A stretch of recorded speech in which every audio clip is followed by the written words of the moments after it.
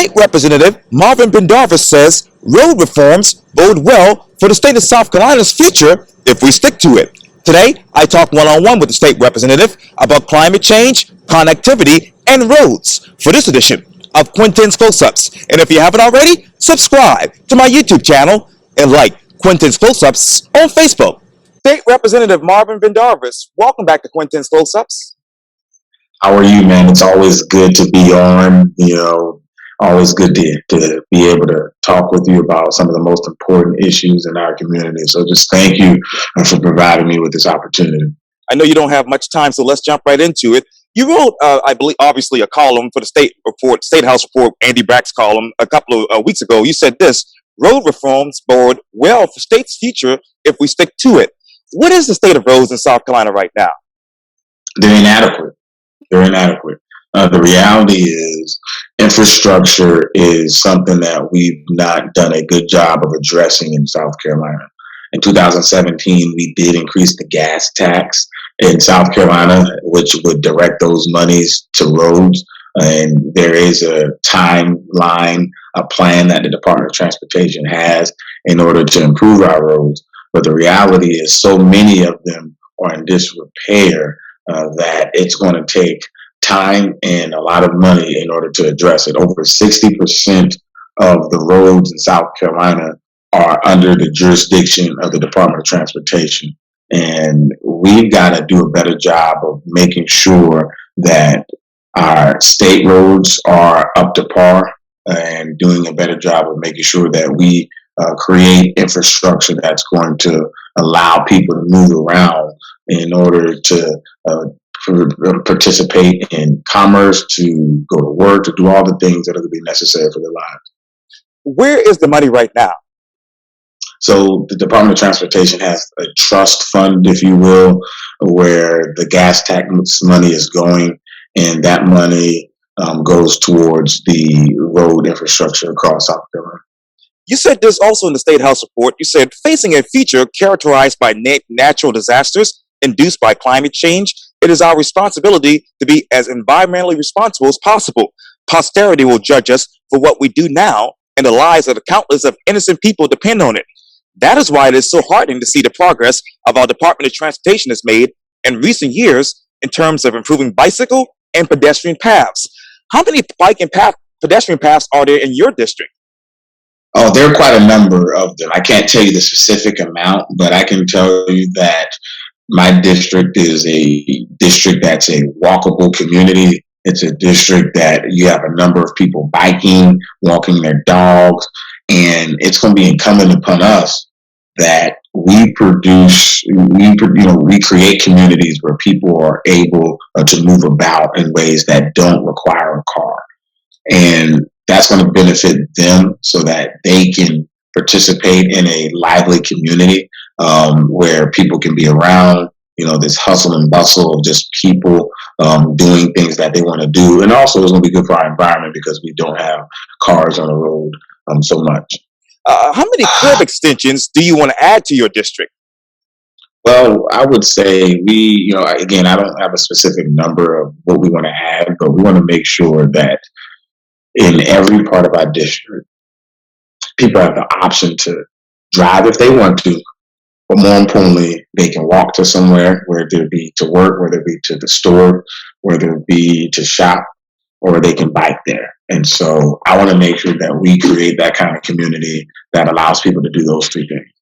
How do you, Mr. Pendarvis, as state representative, promote what the city, particularly the city of North Charleston, and its residents will gain rather than what car users stand to lose? Well, I want the residents to be able to gain access to the entire city. And I didn't say this before, but mass transit has something to do with that as well. We know about the Low Country Rapid Transit that's going to allow us to get people from downtown to Somerville and do it in a fast and efficient way. And so I just want people to gain access to their entire city, whether that be them taking, Low Country Rapid Transit to Somerville because they want to hang out with some people there, or whether that be they want to walk down the street to walk their dog to the park, or they want to grab a bite to eat at a local store, or conduct some business. They have an opportunity to do that. Our city is closed off in access to so many parts because people can't get there. Everybody doesn't have a car, and businesses and industry isn't situated to the point where people can get to it with ease of access. And so I'm just trying to improve access to all parts of the city. How will increased private investment, property values, and retail sales be associated with more walkable and bikeable streets? Well, I think they increase. Businesses are going to benefit when you increase the ways and modes of ways that people can get to them, right? If I'm a business and I know that people can drive to me, but also they can bike and walk to me, that's going to allow people in this neighboring community to be patrons of my business that otherwise weren't able to do that in the past. And so industry, business stands to benefit. You talk about the tax base, that's going to allow people to do more when people don't have to spend so much money getting in the car to go place, or they don't have to spend so much time in a car getting to one place to the other. That allows them more time to do other things. That allows them to be participants in the local economy. And I think it has a trickle effect on all of us, and it allows us to move up and to really enhance our society as we go. And with COVID right now, Mr. State Representative, what is the tax base that is in your district? Well, I've got a pretty diverse district when it comes to tax base. We've got some real affluent parts of the district, but we also have some areas in the district that have been challenged economically. And I want to be able to create opportunities where no matter where you go in the district, no matter where you go in our city, that people have access to opportunity. People are able to be participants in the economy, and that we're doing everything that we can to provide what we call the American dream to every part of the district. How do you configure entire communities in your district in such a way that greener modes of transportation are simply the most obvious and easier choices? I think it takes education. We have to get people to understand that, cars are probably the most efficient mode of transportation. And in many instances, they will always be that way. But for people to understand that when you've got an area that's close to you, and you can get everything that you want to get done without getting in a car, and you realize that you all have an opportunity to save the environment as well, then that's what we need to be doing to encourage people to do that. So I think it takes a lot of education to get people to understand the benefits of it. What zoning choices, Mr. State Representative, are ideal now to promote density? Well, we need to work on zoning that will allow for development, but in a way that's mindful of the community. And so I'll give you an example that the city of North Charleston just passed a zoning ordinance that will allow for businesses to build on major thoroughfares where there's a corridor like off of Rivers Avenue for big businesses to be there, but also make sure that we raise up zoning to allow people to build on top of things, and so that we have an area that can grow together. And so zoning plays a critical part in how we grow our cities, and see how we can use the land to maximize its potential, but also to be an asset to the community and to the people that are there. And you also said this too, the new connections will make walking and biking a plausible option for many who did not previously have easy non-car commutes to work or school. It will now be possible to make the majority of the transportation carbon neutral. And obviously you're talking about the Complete Streets bill. How is the state incorporating diverse land uses now? I would say it's doing a better job. I'm proud of our team. We were able to get Complete Streets written into the Department of Transportation's guidelines. And so when that happens, it has an effect on how we build our cities. And it's something that the state is doing a better job of. Are we perfect? No.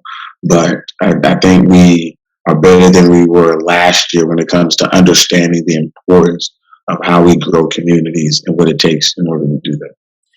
The average vehicle creates roughly how much CO2 each year? I don't know the answer to that, but I would imagine it's quite a bit. I imagine it is quite a bit. I'm a believer in climate change. I believe that emissions and the what we emit into the atmosphere has an impact on the longevity of our planet, and so we have an obligation to do the best that we can to look at alternate ways of traveling or ways to do it that aren't going to impact our environment in a meaningful way. Individuals can save how much per year by taking public transportation instead of driving? Well, they can save a lot. I can't quantify that, but I can tell you that when you take public transportation, I mean, you're saving on gas, you're saving on a number of things that will, and you will be able to save quite a bit of money. Now, speaking of public transportation, how many households in 113 produce the least amount of carbon emissions near a bus line? I don't know the answer to that, but I can tell you there are probably a number of houses that do that. How have you personally analyzed your corridor to identify unique aspects of its visual character and associated land uses? I do it all the time. I've gone into my community. I've had conversations with stakeholders, and we've just done walking tours to see the different characteristics of our community and figure out what needs to go where and how we can better zone in this area. So there are a number of things, whether it be roads, whether it be zoning, a number of things to help understand what's happening in a specific community and how we can allow it to grow. So, how should Charleston and Dorchester County specifically, that is, develop context zones?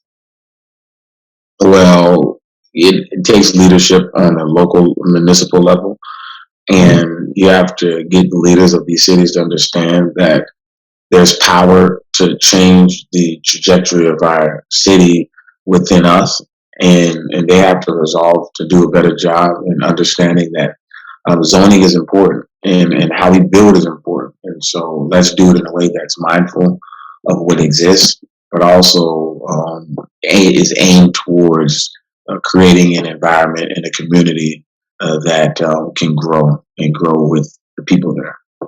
And how should these counties actually identify those priorities of a diverse mix of users? You have to talk to the people. You have to meet the people where they are. What robust multimodal transportation options can actually help narrow that equity gap right now, Mr. State Representative? Well, I would say you talk about biking, you talk about mass transit. Those are two of the ones that come to mind.